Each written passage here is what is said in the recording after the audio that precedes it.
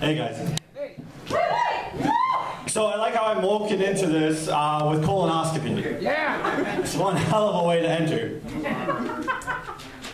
So, standing declaration, I don't really care what kind of restaurant it is. Every restaurant should serve tacos. That's it. Think about it though. You have some fucking French bistro? Le Bistro de Taco. Done. On McCall, that's $1 million idea. You're welcome. Is it just me, or does anybody else just fucking hate Valentine's Day? Yeah! Right. It's just bullshit. And granted, you guys are looking at me like, oh, that's a single guy, because he hates Valentine's Day. And you're right. You're very right. But that's the thing, though, is like, no matter who you are, no matter where you are, you have these friends who are couples, and they want to tell you all this cheesy fucking romantic shit they're doing for their spouse or their girlfriend or boyfriend or whoever gives a fuck. But they can't just be like, hey, I'm taking them on a cruise this summer. They have to ask you, so what are you doing for Valentine's Day? And then I go, well, I'm going home, I'm going to eat a fattening meal, I'm going to slowly jerk myself off with my own tears. But you shouldn't say that. That's not nice.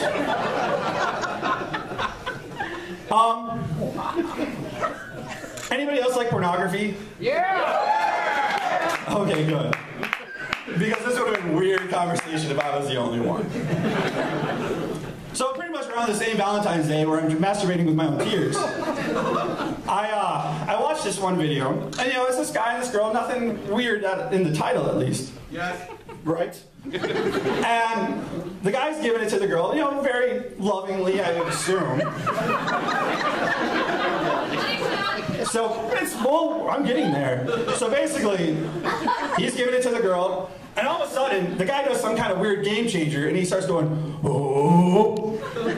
At this point, I stop whatever I'm doing. And I'm so fucking interested in what this guy's about ready to do. Like, the guy's charging up. Like, he has a super move ready to go. Like some Super Saiyan or some shit like that. So anyways, the guy's here, she's bent over, he's like, oh, oh. Then he gives this holy, like, Braveheart, curdling scream, and he falls over. And you know that sound when bone, like your head hits the floor? That's the only other sound I heard. So I think I saw a murder. And at this point, like, I'm hoping like CSI jumps on the scene because there's semen everywhere. So they would have to know who killed him. The thing that really made this whole thing wasn't this idiot fucking falling over and busting his head. It was that it took the girl at least a good 10 minutes to realize there's nobody else behind her. Now, I'm not disrespecting any of you women or men or whoever's been in the porn industry. I mean, it's a lucrative industry. But how busy must that hallway be if it takes you 10 seconds to realize you have no passengers? Right. No. Oh, don't. Oh. She's a working woman. Speaking of busy hallways, ladies, and maybe some of you gentlemen, I don't understand this at all, and it really kind of confuses me. What's the deal with fisting? Like, is there a certain part in your relationship that you just, like, walk into this? Is it like after 1 year, after a couple months? Like, I know the date rule and, like, everything like that, like 3 dates, you can have sex. But when does fisting come into it? Because, I don't want to make some girl who, like, potentially could be the mother of whatever child I'm going to have and shove my fist inside of her. Like, I didn't go to, like, puppet school. Like, I'm not Jim Henson. And, like, I just hope, like, I never get into that situation. Because, I mean, granted, like, this is a good-sized hand, don't get me wrong. Thank you. Wow, yeah, there's somebody who's ready to seal the deal, I guess. See, the sleeves are rolled up and there's no watch. You're welcome. But the thing is, though, is like, even though this is impressive, this does not amount to this. So there's no here.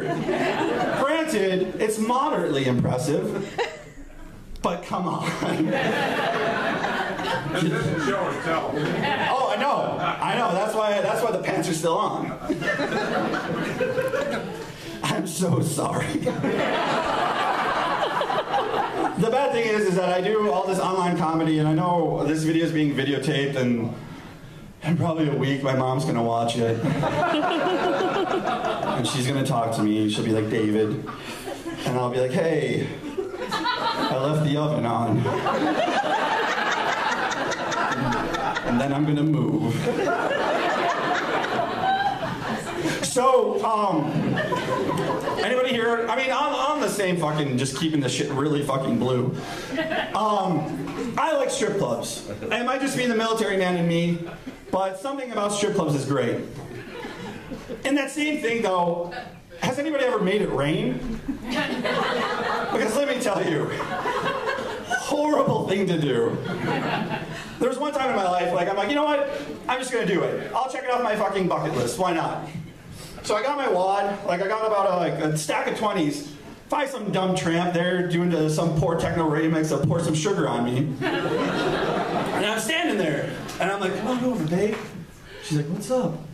And I'm like, yeah. So that's fun for like 4 seconds.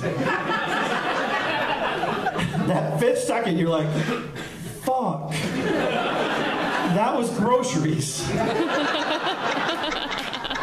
I guess I'm going to be sniffing that blueberry marker for a while. Ladies and gentlemen, my name is David Graves. Falling Downstairs Productions. Find us, follow us, like us, and thank you for supporting local comedy.